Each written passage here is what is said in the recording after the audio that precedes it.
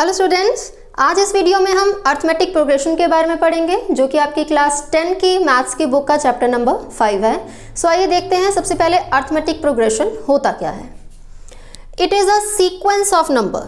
ठीक है, क्या है अर्थमेटिक प्रोग्रेशन, क्या है? It is a sequence of number. सबसे पहले सीक्वेंस ऑफ नंबर्स को समझने की कोशिश करते हैं। AP is a sequence of number. Sequence mean AP एक कोई पर्टिकुलर पैटर्न को फॉलो करती है। ठीक है, ये ऐसे नंबर्स की लिस्ट है, ऐसे नंबर्स की सीक्वेंस है जो एक पर्टिकुलर पैटर्न को फॉलो करती है। In which every next term is obtained by adding a fixed number. ठीक है, ये जो लिस्ट ऑफ नंबर्स है, सीक्वेंस ऑफ नंबर है, इसको हम ऑब्टेन कैसे करते हैं? इसकी एवरी नेक्स्ट टर्म में, इसकी हर एक नेक्स्ट टर्म में हम एक फिक्स्ड नंबर ऐड कर देते हैं। क्या कर देते हैं? एक फिक्स्ड नंबर ऐड कर देते हैं to the preceding term, means the previous one. जो पिछली टर्म है उसमें हम एक फिक्स्ड नंबर ऐड करते हैं तो हमें क्या मिल जाती है? नेक्स्ट टर्म मिल जाती है। ऐसे ही हम हर एक टर्म में एक फिक्स्ड नंबर ऐड करते जाएंगे और हमें जो नेक्स्ट टर्म मिलती जाएगी और उन सारी टर्म्स को मिला के जो कि एक सीक्वेंस बन जाएगी नंबर्स की, उसे ही क्या बोलते हैं? अर्थमेटिक प्रोग्रेशन बोलते हैं। आइए मैं आपको एक एग्जाम्पल लेके समझाने की कोशिश करती हूँ। मान लिए मेरे एक नंबर ले लिया 2 एक नंबर ले लिया मैंने।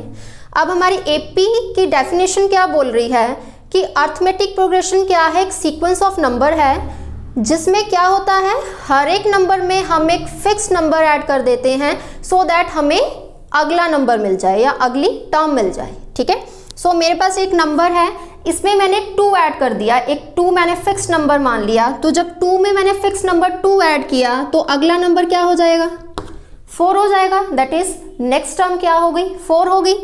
4 में फिर से मैंने एक फिक्स नंबर 2 ऐड कर दिया क्योंकि इस सीक्वेंस के लिए एक ही फिक्स नंबर हो सकता है और वो फिक्स नंबर हमने क्या मान लिया? 2 मान लिया। तो 4 + 2 कितना हो गया? 6 हो गया। ऐसे ही 6 + 2 कितना हो जाएगा? 8 हो जाएगा। 8 + 2 कितना हो जाएगा? 10 एंड सो ऑन। ऐसे ही ये सीक्वेंस चलती जाएगी।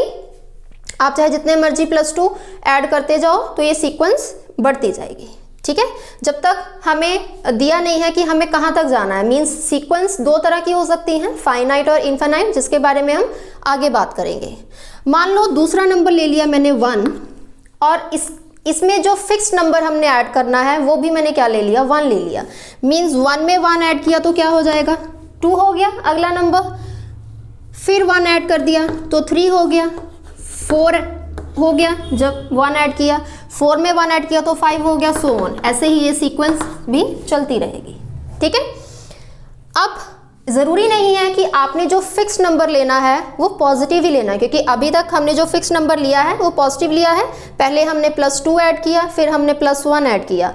We can take a negative number as fix number as well. Means हम फिक्स नंबर जो ऐड कर रहे हैं प्रीवियस टर्म में सो दैट हमें नेक्स्ट टर्म मिल जाए, वो नेगेटिव भी ले सकते हैं हम। मान लो मेरे पास एक सीक्वेंस है जिसकी फर्स्ट टर्म क्या है? -3 है। ठीक है, मैंने मतलब डिसाइड कर लिया कि ये क्या है? एक नंबर है। ठीक है, उसमें अब मैं ऐड कर रही हूँ -1। तो -3 -1 कितना हो जाएगा? -4 हो जाएगा। अब इसमें -1 ऐड करना है। देखो -1 ऐड कर रहे हैं तो एडिशन में प्लस माइनस क्या हो जाता है? माइनस हो जाता है। ठीक है, तो -3 में -1 ऐड किया तो क्या हो जाएगा? -5। -5 में -1 ऐड किया तो क्या हो जाएगा? -6। -6 में ऐसे ही -1 ऐड करेंगे तो क्या हो जाएगा? -7। मीन्स ये सीरीज भी ऐसे ही चलती जाएगी। राइट, अब जैसे फिक्स नंबर पॉजिटिव हो सकता है, नेगेटिव हो सकता है, ऐसे ही फिक्स नंबर को हम 0 भी ले सकते हैं। मान लो मैंने 0 ले लिया, मैंने 5 ले लिया। 5 में मैंने 0 ऐड कर दिया या 0 माइनस कर दिया तो 5 ही रहेगा। 5 में चाहे आप 0 ऐड कर दो, चाहे 5 में से आप 0 को माइनस कर दो, 5 ही रहेगा। ठीक है, तो नेक्स्ट टर्म भी क्या हो जाएगी? 5 हो जाएगी। फिर से 5 ऐड या सब्ट्रैक्ट करेंगे 5, फिर से करेंगे 5, फिर से करेंगे 5। मीन्स ये सीक्वेंस भी ऐसे ही चलती जाएगी। तो बच्चे ये सारी की सारी क्या हो गई? ये सारी की सारी आपकी अर्थमेटिक प्रोग्रेशन की एग्जाम्पल हो गई। ठीक है, क्योंकि देखिए इसमें क्या हो रहा है, एक तो ये लिस्ट ऑफ नंबर्स है, एक सीक्वेंस है नंबर्स की। सीक्वेंस क्यों है? क्योंकि ये पर्टिकुलर पैटर्न को फॉलो कर रही है। देखिए पहली वाली सीक्वेंस क्या पैटर्न को फॉलो कर रही है? कि जब हम हर एक नंबर में 2 ऐड कर रहे हैं तो we are getting a next number. 2 में 2 ऐड किया तो 4 मिला, 4 में 2 ऐड करा तो 6 मिला, 6 में 2 ऐड किया तो 8 मिला। तो एक पैटर्न हो गया ना कि जब भी हम प्रीवियस नंबर में 2 ऐड कर रहे हैं तो हमें नेक्स्ट नंबर मिल रहा है। So it is following a pattern, इसलिए एक सीक्वेंस है। एंड इसमें क्या हो रहा है कि हम एक फिक्स नंबर ऐड कर रहे हैं तो हमें क्या मिल रहा है, प्रीवियस टर्म में, प्रीवियस नंबर में हम एक फिक्स नंबर ऐड कर रहे हैं तो we are getting the next term और next number of the sequence. तो ये सारी की सारी किसकी एग्जाम्पल हो गई, अर्थमेटिक प्रोग्रेशन की एग्जाम्पल हो गई। आप इसे क्या बोलोगे, आप इनको बोल सकते हो that these sequences are APs. ये क्या है, अर्थमेटिक प्रोग्रेशन है। पहली 2 एपीज में हमने फिक्स नंबर जो लिया वो पॉजिटिव लिया, थर्ड वाली में जो हमने फिक्स नंबर लिया वो नेगेटिव नंबर लिया था, एक -1 ऐड किया, और लास्ट वाली में हमने जो फिक्स नंबर लिया वो 0 लिया। इट मीन्स हमें यहाँ से एक और इन्फॉर्मेशन मिली कि fix number can be positive, negative और 0। आप कुछ भी ले सकते हो, ज़रूरी नहीं है कि आपने फिक्स नंबर को प्लस ही लेना है या नेगेटिव नंबर ही लेना है या 0 ही लेना है। आप तीनों में से कुछ भी ले सकते हो, बस कंडीशन क्या है कि वो लिस्ट ऑफ नंबर्स, वो सीक्वेंस ऑफ नंबर होनी चाहिए। मींस वो लिस्ट एक पर्टिकुलर पैटर्न को फॉलो करे। मींस हमें जो नेक्स्ट नंबर मिले वो हमें एक फिक्स नंबर को ऐड करने पे ही मिले। ठीक है, अभी हम बात करते हैं थोड़ा सा और फिक्स नंबर के बारे में। मैंने यहाँ पे फिर से एक एपी लिख दी है। ठीक है, पहली एपी जो हमने बनाई थी वही लिखी है मैंने। अभी हम क्या करते हैं कि हमें नहीं पता, हमने ऑलरेडी मान लिया कि इट इज़ एन एपी। ठीक है, ये एपी है, एक सीक्वेंस ऑफ नंबर है जो एक पैटर्न को फॉलो कर रही है, बट हमें नहीं पता कि इसमें फिक्स नंबर कौन सा यूज़ किया है। जैसे लास्ट सीरीज़ को हमने कैसे बनाया था, उनमें हमने एक फिक्स नंबर ऐड किया था तो हमें एपी मिली थी।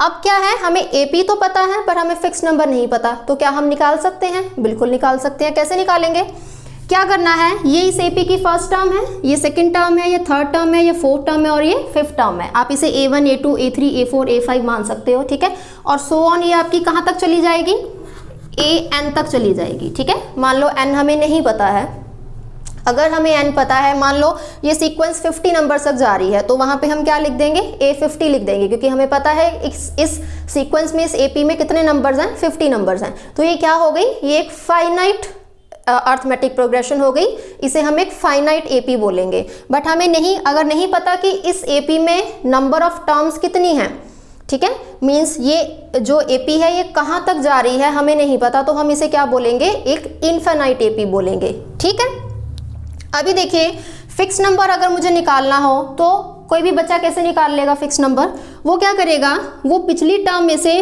पहली वाली टर्म को माइनस कर देगा। ठीक है, फिक्स नंबर निकालने के लिए क्या करना है,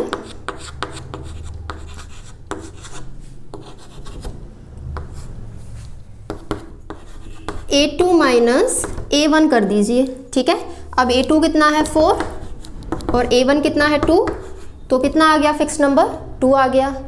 मान लो एक बच्चे ने ये फॉर्मूला यूज करके निकाला, बल्कि दूसरे बच्चे ने इन 2 टर्म्स को यूज करके निकाल लिया, that is A3 and A2।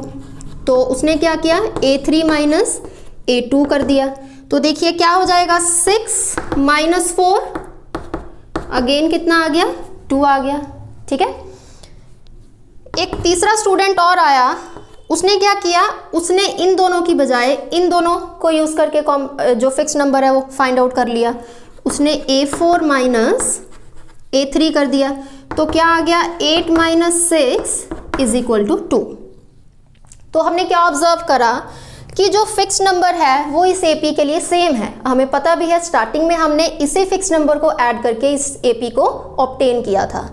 तो ये जो फिक्स नंबर है वो सेम होने के कारण इस फिक्स नंबर को किसका नाम दे दिया जाता है, कॉमन डिफरेंस का नाम दे दिया जाता है। किसका नाम दे दिया जाता है,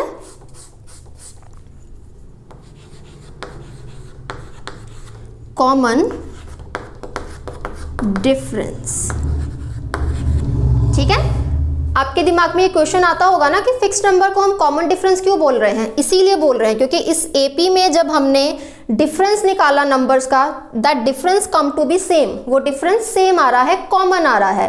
कॉमन आने के कारण ही इस फिक्स नंबर का नाम क्या पड़ गया, कॉमन डिफरेंस पड़ गया। ठीक है, अब मान लीजिए आपको एक फर्स्ट टर्म दी हुई है और आपको एपी ऑब्टेन करने के लिए बोला जाए, क्या आप कर सकते हो? नहीं, आप नहीं कर पाओगे। मान लो आपको फिक्स नंबर बता दिया, क्या फिर आप एपी जनरेट कर पाओगे? आप तब भी नहीं कर पाओगे, ठीक है, क्योंकि आपको फर्स्ट टर्म ही नहीं बताई है क्या है, कौन सा नंबर आपने एज फर्स्ट टर्म लेना है, उसी में तो आप फिक्स नंबर को ऐड करोगे।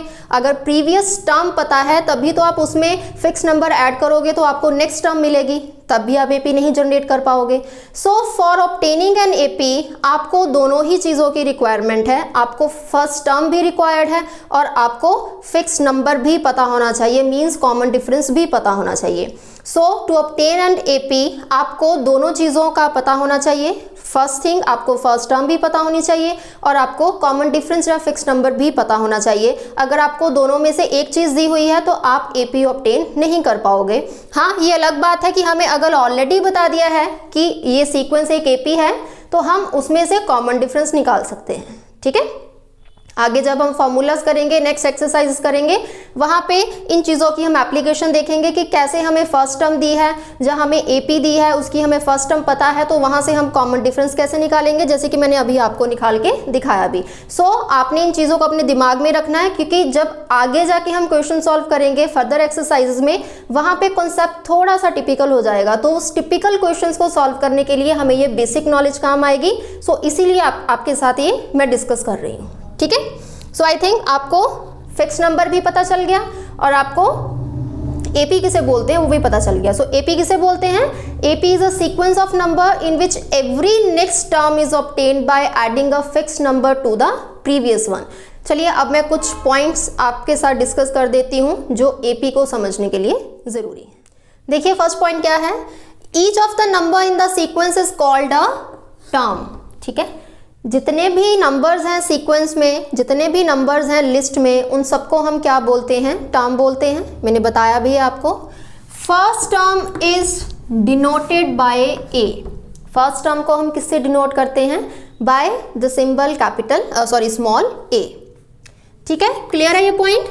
Second point is the fix number is called the common difference. ये भी मैंने आपको बता दिया है। It can be positive, negative और जीरो। याद रखना है ये जो फिक्स नंबर है उसको ही कॉमन डिफरेंस बोलते हैं। क्यों बोलते हैं अभी मैंने आपको पीछे बता दिया है। And this number can be positive, जो फिक्स नंबर है वो पॉजिटिव भी हो सकता है, नेगेटिव भी हो सकता है और जीरो भी हो सकता है, ठीक है जी। Third point is for a sequence to be an AP common difference should be same. इसके बारे में भी हमने बात करी है। देखिए बच्चे बोथ वेज में आप इसे पढ़ सकते हो। अगर आपको पूछा है कि कोई सीक्वेंस एपी है या नहीं है तो उसके लिए आप क्या करोगे? आप कॉमन डिफरेंस निकाल के देखोगे। अगर कॉमन डिफरेंस सेम आ रहा है तो आप उस सीक्वेंस को एपी बोल सकते हो, ठीक है।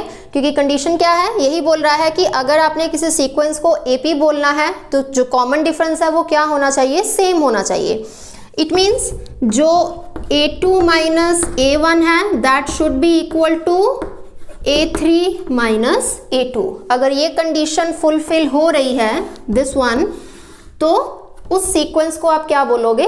AP बोल सकते हो। एंड कॉमन डिफरेंस निकालना कैसे है फिर से बता देती हूँ। सेकेंड टर्म में से प्रीवियस टर्म को, मीन्स नेक्स्ट टर्म में से प्रीवियस टर्म को आपने माइनस करना है। याद रखना है for taking the common difference आपने क्या करना है, जो नेक्स्ट टर्म है उसमें से प्रीवियस टर्म को माइनस कर देना है, तो आपके पास कॉमन डिफरेंस आ जाएगा। Next point is journal form of an AP, ठीक है। एपी की एक जर्नल फॉर्म होती है जो आपको पता होनी जरूरी है, एंड दैट इज ए। क्यों? बिकॉज हमने अभी पढ़ा जो फर्स्ट नंबर होता है एपी का उसे हम स्मॉल ए से डिनोट करते हैं। तो फर्स्ट टर्म ए मान लो मैंने, क्योंकि जनरल बात कर रहे हैं ना। तो सेकेंड टर्म क्या हो जाएगी? अब क्या पढ़ा हमने एपी की डेफिनेशन में कि जो नेक्स्ट नंबर है, जो नेक्स्ट टर्म है, वो कैसे ऑब्टेन करते हैं?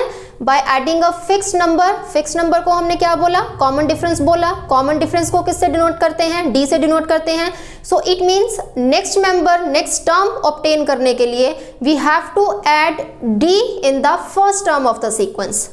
सीक्वेंस की फर्स्ट टर्म ए है, इस फर्स्ट टर्म में हमने क्या ऐड कर दिया? डी ऐड कर दिया, एक फिक्स नंबर ऐड कर दिया, तो हमें क्या मिल गई? सीक्वेंस की सेकंड टर्म मिल गई या एपी की सेकंड टर्म मिल गई।